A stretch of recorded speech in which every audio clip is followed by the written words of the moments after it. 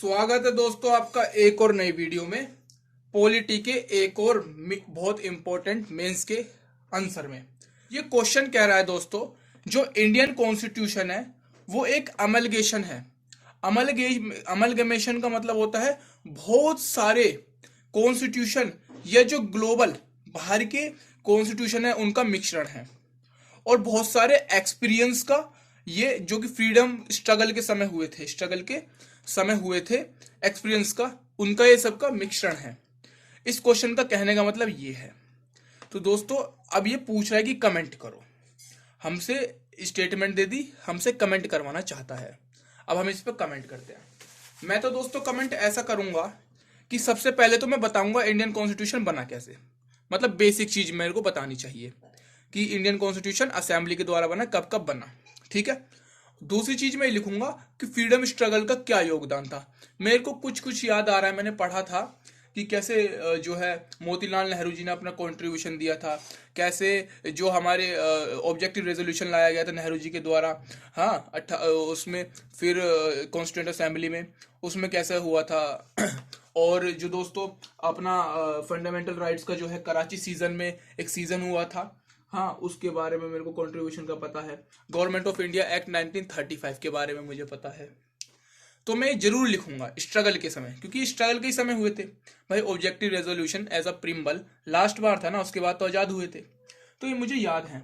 उसके बाद मुझे याद ये है कि कैसे जो बेसिक चीजें जो जैसे कि फंडामेंटल राइट्स हमने अमेरिका से लिए हैं, हमने रशिया से क्या लिया है, हमने रशिया से जस्टिस लिया है, फ्रेंच से हमने लिबर्टी का आइडियल्स लिए हैं, हमने इरीज से जो है डायरेक्ट डीपीएसपीज लिए हैं। ये तो सबको याद होता है। चार पांच पॉइंट में इनमें से बता दूंगा और अपना कंक्लूजन दे दूंगा, आंसर हो जाएगा बढ़िया। अब मैं इसको शुरू करता हूं, क्योंकि मेरे को मेंस में बैठना है तो फटाक से आंसर शुरू करना पड़ेगा बैठने से पहले। आंसर मैं लिखना शुरू कर देता हूं। मैं लिखूंगा पहले बेसिक चीज, कैसे कि इंडियन कॉन्स्टिट्यूशन जो है बनाया गया है कॉन्स्टिट्यूएंट असेंबली में, जो कि इलेक्टेड हुई थी इंडिया में, ठीक है।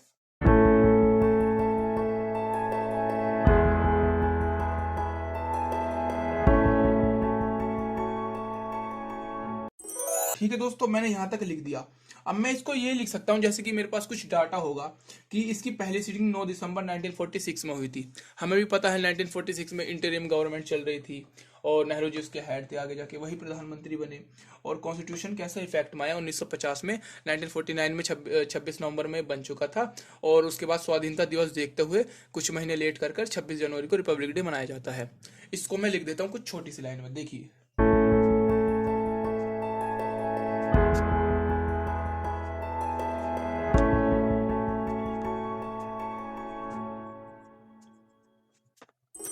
दोस्तों इंपॉर्टेंट डेट्स और वर्ड्स को मार्क करना ना भूलें। मैंने एक इंट्रोडक्शन दे दिया है। अब मेन चीज आएगी, इसमें भी मुझे 1-2 मार्क्स मिल जाएगा आराम से। अब मेरी बेसिक चीज आएगी कि ये जो है स्ट्रगल के जो दौरान क्या हमने एक्सपीरियंसेस या क्या अमलगमेशन इंडियन कॉन्स्टिट्यूशन में ऐड किए। चलिए लिखते हैं हेडिंग,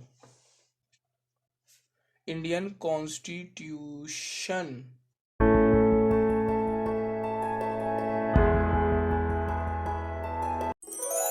क्या एक्सपीरियंस लिए। दोस्तों मैंने मोतीलाल नेहरू जी के बारे में बताया, 1928 में मुझे याद है। अगर आपको याद भी नहीं है ना तो मेंस के आंसर में आपको लिखना होगा, आप ट्राई कर सकते हैं डेट्स के बारे में।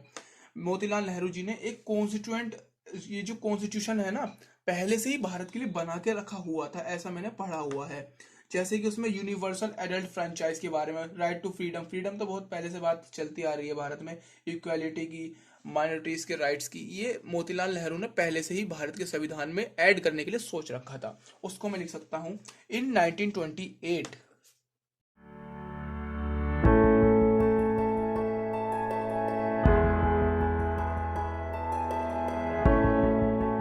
क्या क्या फीचर्स थे दोस्तों, यूनिवर्सल अडल्ट फ्रेंचाइज बहुत ही इंपॉर्टेंट,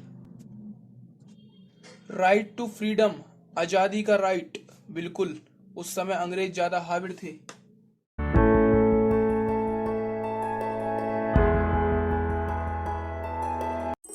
मेरे को आगे जाके याद आ रहा है कि एक कराची में भी सीजन हुआ था इसके 3 साल बाद कराची में हमें बहुत वो है ना, एक लाहौर में भी हुआ था जिसमें 26 जनवरी को स्वाधीनता दिवस मान लिया गया था, ऐसे ही कराची में हुआ था। उसमें क्या कहा गया था, उसमें फंडामेंटल राइट्स और इकोनॉमिक पॉलिसी की बात करी गई थी कुछ। मेरे को ये नहीं पता क्या बात करी गई थी, बस मैं इसमें लिख सकता हूँ क्योंकि एक फ्रीडम स्ट्रगल के थ्रू ही एक ये मीटिंग हुई थी इन 1931।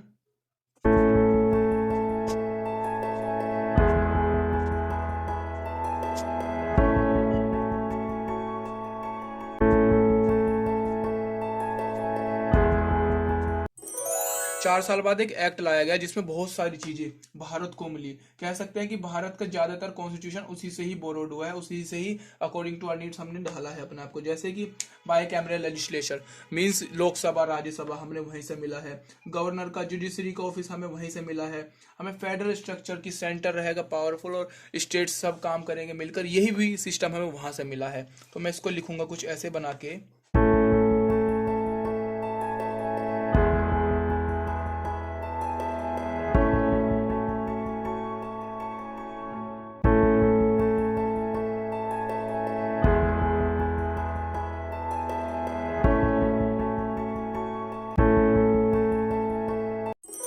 ये तो दोस्तों हमें याद रहना ही चाहिए, बहुत इंपॉर्टेंट ये ओवरव्यू आता है। हमें पॉलिटी अगर हम पढ़ रहे हैं तो हमें मोटा मोटा याद रह ही जाता है।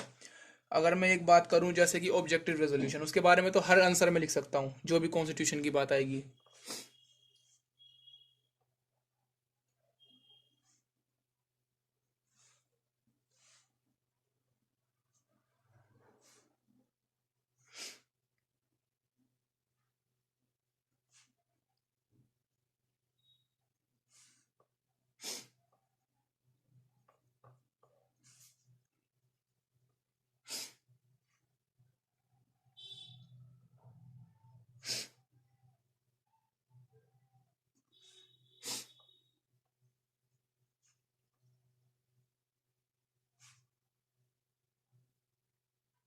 ऑब्जेक्टिव रेजोल्यूशन, इसको मैंने थोड़ा बना के लिख दिया है कि वो सिद्धांत जो नेशनलिस्ट मूवमेंट के द्वारा नेशनल मूवमेंट्स में हमने एडॉप्ट किए थे कॉन्स्टिट्यूंट असेंबली से, वो ऑब्जेक्टिव रेजोल्यूशन में पारित हैं, ऑब्जेक्टिव रेजोल्यूशन में दर्शाए गए थे। और बिल्कुल प्रिम्बल, इसे आत्मा कहते हैं, वो ऑब्जेक्टिव रेजोल्यूशन 13 दिसंबर 1946 में पास किया गया था दोस्तों, नेहरू जी के द्वारा।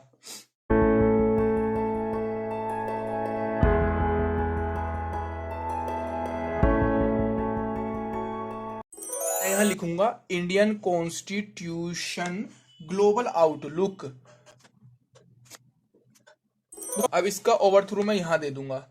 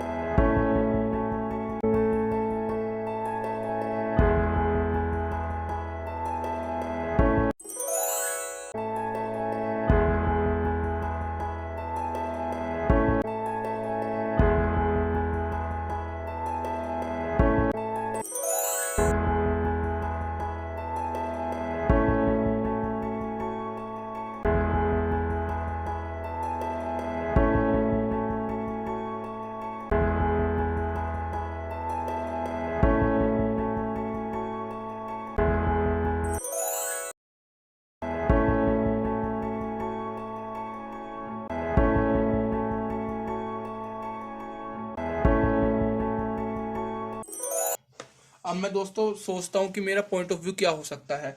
मैं लिखूंगा ना हैंस, हैंस लिख दो या 10 लिख दो, 10 लिख देता हूँ।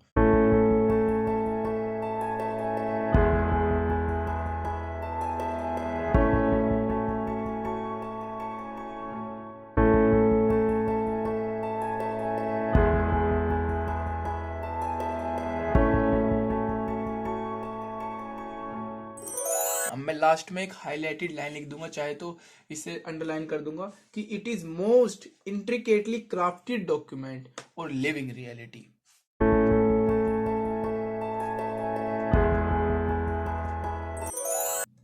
दोस्तों ये हो गया आंसर खत्म। अगर आपका भी यही मानना है कि मैं जानता तो सब हूं और मैं फैक्ट्स में भी बहुत अच्छा हूँ, मैं नॉलेज भी मेरे को ठीक ठाक है, बस मैं अपने आंसर को रिप्रेजेंट या हूबहू वैसे उतार नहीं पाता जितना मैं सोचता हूँ। तो दोस्तों इसका एक ही इलाज है, मैं भी अभी प्रैक्टिसिंग में ही हूँ, मेरे साथ रोज एक क्वेश्चन की प्रैक्टिस कीजिए, क्योंकि छोटे छोटे बूंद से ही एक बड़ा सागर बन जाता है। उस सागर में तो कोई भी डूब सकता है, उस सागर की बहुत ताकत होती है दोस्तों। तो हमें क्या करना है, धीरे धीरे बूंद बूंद एक एक पॉइंट से एक पॉइंट लिखना, एक वर्ड लिखना, हमें उससे एक अच्छा आंसर बनाना पड़ेगा।